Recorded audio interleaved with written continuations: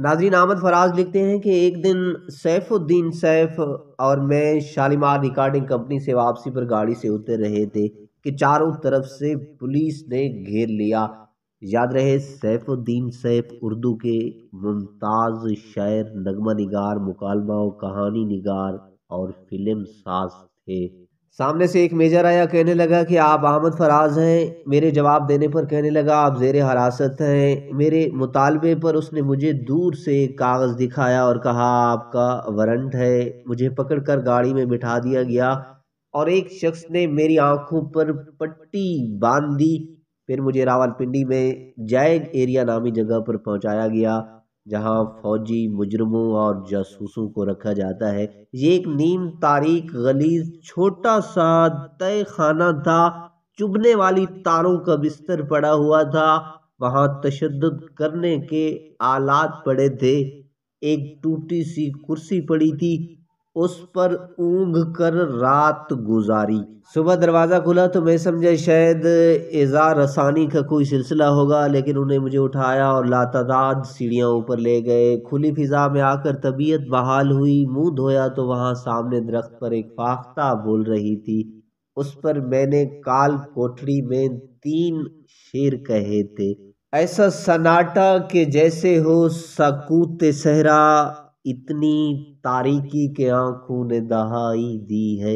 در زنداں سے پرے کون سے منظر ہوں گے، مجھ کو دیوار دکھائی دی ہے، دور ایک فاختہ بولی ہے سرے شاخ شجر، پہلی آواز محبت کی سنائی دی ہے۔ پھر ایک شخص جو انہی میں سے تھا میرے پاس آیا اور بڑے رازدارانہ انداز میں دائیں بائیں دیکھ کر میرے کانوں میں سرگوشی کی۔ وہ آپ کو لے جا رہے ہیں۔ میرے استفسار پر کہنے لگا بس جی، کہیں لے جا رہے ہیں، کوئی پیغام وغیرہ دینا ہے تو دے دیں، پہنچا دوں گا۔ میں نے کہا کہ میرا کوئی ہے ہی نہیں، میں نے کسے پیغام دینا ہے۔ وہ دوبارہ میرے پاس آیا۔ مجھے یاد ہے اس کے چہرے پر چیچک کے داغ تھے۔ احمد فراز بتاتے ہیں کہ تھوڑی دیر بعد اور 2 آدمی آئے۔ انہوں نے میری آنکھوں پر پٹی باندھ دی، میرا بٹوا وغیرہ انہوں نے لے لیا، لیکن گھڑی اور سگریٹ رہنے دیا۔ میں نے وقت دیکھا، اس وقت دن کے 12 بجے تھے۔ پھر مجھے ٹرک میں بٹھا دیا گیا۔ تقریباً 2.5 گھنٹے کے سفر کے بعد ایک جگہ پہنچے، وہاں سلاخیں تو تھیں، لیکن مجھے خوشی تھی کہ وہاں تازہ ہوا آ رہی تھی۔ میں نے ایک گارڈ سے پوچھا تو اس نے مجھے بتایا کہ یہ مانسر کیمپ ہے۔ مانسر کیمپ اٹک کے قریب فوجی مرکز میں ہے، یہاں مجھے قید تنہائی میں رہنا تھا۔ اسی دوران کیمپ کمانڈنٹ، جو ایک میجر تھا، میرے پاس آیا اور مجھے کافی دیر عجیب سی نظروں سے دیکھتا رہا۔ پھر کہنے لگا آپ احمد فراز ہیں؟ میں نے کہا کہ آپ کو یہ تو بتایا گیا ہوگا کہ کون نیا مہمان آ رہا ہے؟ تو اس نے بتایا کہ مجھے کہا گیا ہے کہ ہندوستان کا ایجنٹ بھیج رہے ہیں۔ خیر، اس کا رویہ میرے ساتھ بہت اچھا تھا۔ اس نے مجھے کتابیں لا کر دی تھی، پھر کبھی کبھی وہ میرے پاس آتا اور ادب پر گفتگو کرتا رہتا۔ اس نے مجھے ریڈیو اور دیگر چیزوں کی پیشکش کی، لیکن میں نے منع کر دیا۔ چونکہ مجھے سیف الدین سیف کے سامنے گرفتار کیا گیا تھا، اس لیے انہوں نے تمام احباب کو اطلاع کر دی تھی۔ سب سے پہلے میرے اکلوتی بہن مجھ سے ملنے آئی، لیکن مجھ سے ملنے نہ دیا گیا اور دروازے سے واپس کر دیا گیا۔ اس طرح میرا دوست ضیاء بھی مجھ سے ملنے آیا۔ پھر سیف الدین سیف نے حکومت کے خلاف مقدمہ کر دیا۔ 3-4 روز سماعت ہوتی رہی۔ ایک دن مجھے بیان کے لیے لاہور لے جایا گیا۔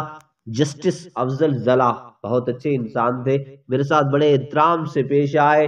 بند کمرے میں خفیہ سماعت ہوئی۔ سماعت کے موقع پر احمد ندیم قاسمی، کشور ناہید، یوسف کامران، سیف الدین سیف سمیت تقریباً تمام دوست احباب موجود تھے۔ بیان ریکارڈر ہونے کے بعد جسٹس ضلع نے کہا کہ آپ کو مقدمے کے فیصلے تک ان کی حراست میں رہنا ہوگا۔ میرے مقدمے کی سماعت کے موقع پر پاکستان ٹائمز میں کسی کونے خدرے میں ایک چھوٹی سی خبر شائع ہو جاتی تھی کہ احمد فراز کے کیس کی سماعت ہوئی۔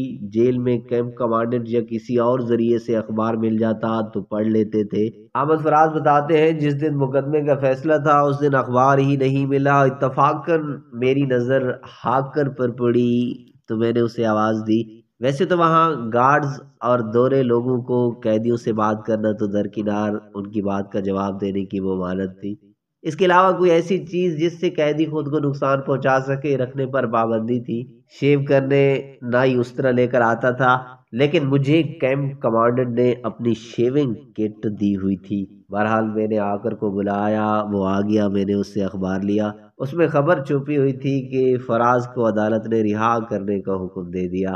میں نے کمانڈر کو بلایا اور بتایا کہ آپ نے مجھے اس بارے میں کیوں نہیں بتایا اور آپ توہین عدالت کے مرتکب ہو رہے ہیں، جس پر مجھے راولپنڈی JHQ لایا گیا، جہاں مجھ سے اس اقرار نامے پر دستخط کرائے گئے کہ عدالتی حکم کے مطابق میں ضرورت پڑنے پر فوجی حکام کو دستیاب ہوں گا۔